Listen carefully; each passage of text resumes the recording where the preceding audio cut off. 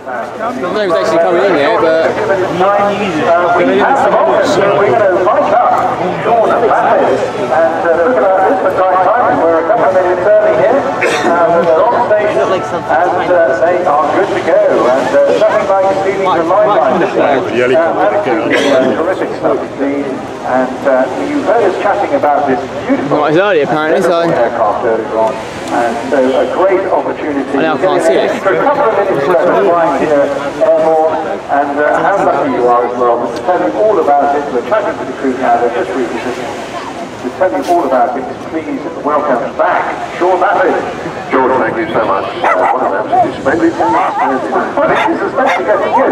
Seeding the Navy thunder there. I know. Well, everybody seems to be enjoying the Navy as well, I have to say. So, Vulcan was not trying to do that. I think she's just in the holding pattern, but she's so big that you can see her when she's in the holding pattern. So, the thing about this is that, in case you're one of the few people who don't know, this is the last year that Vulcan will be flying.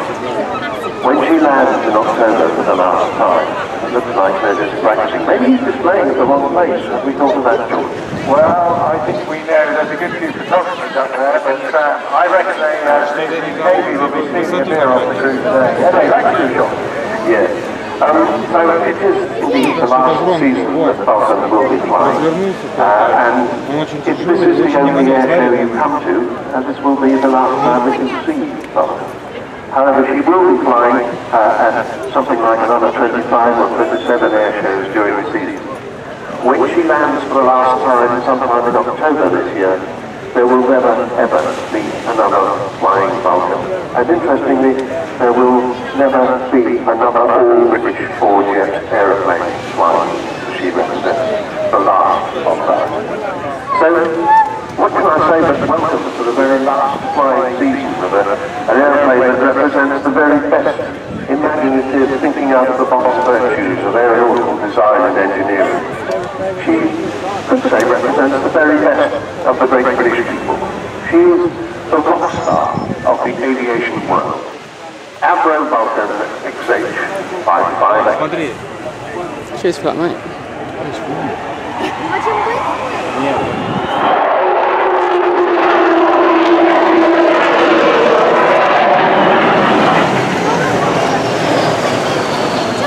And there, Bill Terry brings her in from the right. You've got a very brief sound of the... Because I don't understand, I've got a bit of a camera bag in my hand. Restricting my movement.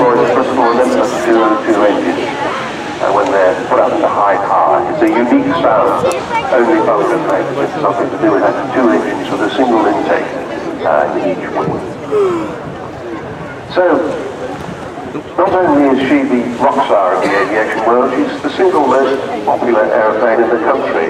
Last year at the Farnborough Air Show, she was voted top by more than 16,000 Facebook holders. They repeated that result at the Bournemouth Air Show a few weeks later. So she's immensely popular. Everybody loves her. And the extraordinary thing is that you wonderful people have raised £22 million to get this aeroplane to where it is today, and we're immensely grateful.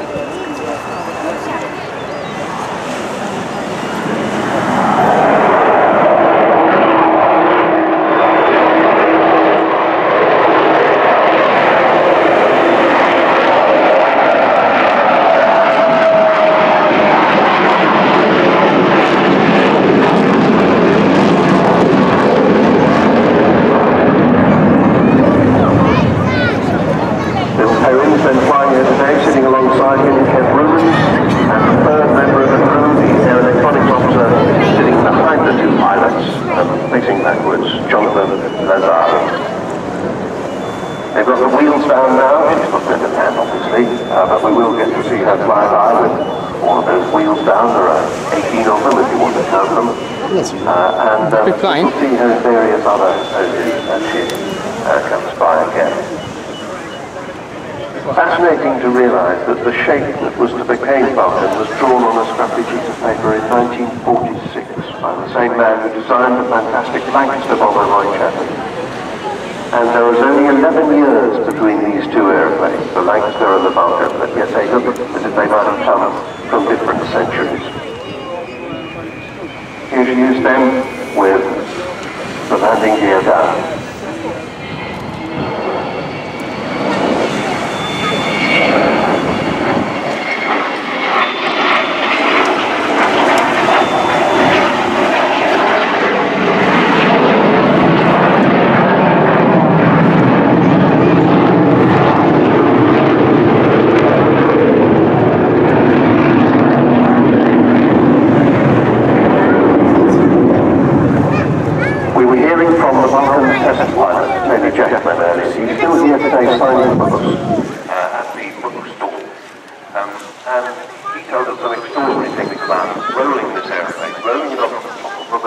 climbing up and rowing at the Farnborough Airshow. He did that himself. Sadly, we're not allowed to do that these days, but maybe we'll get somewhere close. So the RAF got its first Vulcan in July 1956 with the Valiant and the Victor designed to carry the British nuclear deterrent during the Cold War. Last year it was 25 years since the fall of the Berlin Wall and the collapse of European communism, which eventually ended that Cold War. So this was an aeroplane that protected us from a nuclear holocaust.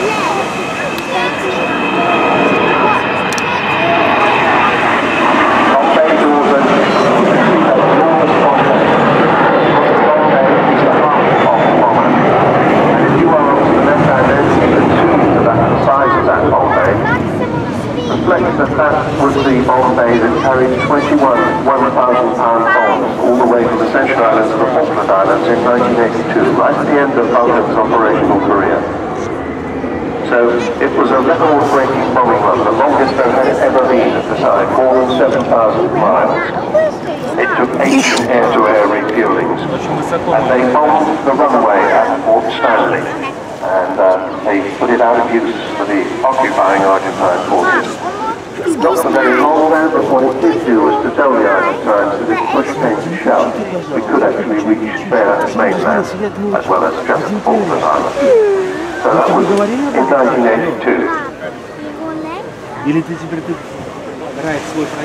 She should have gone into retirement at that stage, but she was so popular that she was kept on by the Royal Air Force as a display aircraft and eventually not retired until 1992.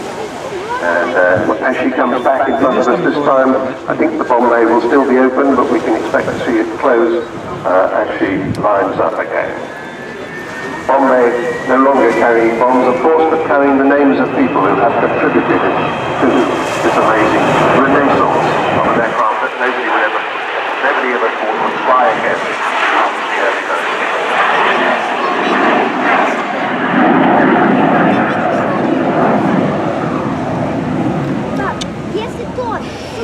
And in fact, what happened was a man called David Walton bought this last Vulcan, along with all the spares, and another man called Dr. Rob Fleming came along, and between them, they got this fine.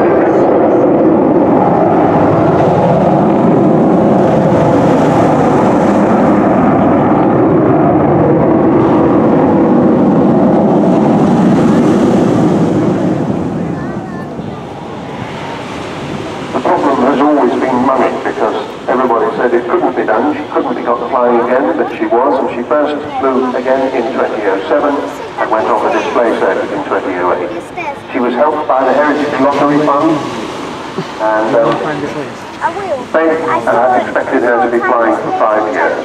Well, now she's been flying 7 years, so she's been flying significantly longer than anybody expected her to.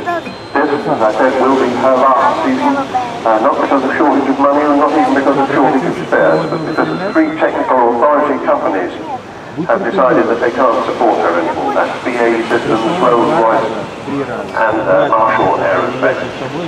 And without their support, she can't have a permit to fly, so after the end of this year, she will no longer be able to fly.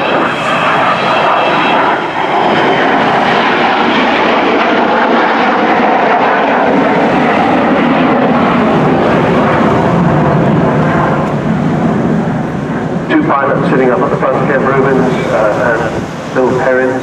They both fly they both fly 787 Dreamliners as their day jobs, but they're both extremely experienced display pilots.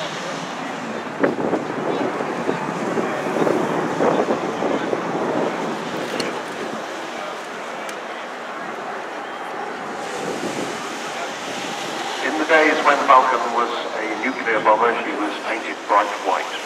When she became a conventional bomber, and when she handed over the awesome responsibility of the nuclear deterrence to the Royal Navy, as of today, it became this khaki painted, low-level conventional bomber. And it's an indication of how flexible this aeroplane was that it was able to do that so easily.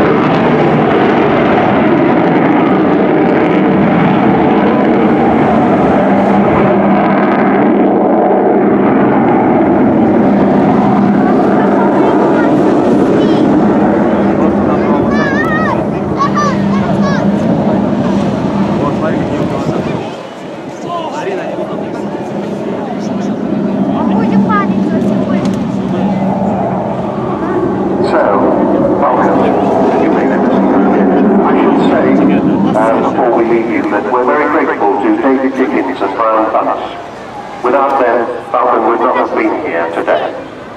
If you've enjoyed today's display, please do go to the website vulcantothe sky.org. You can find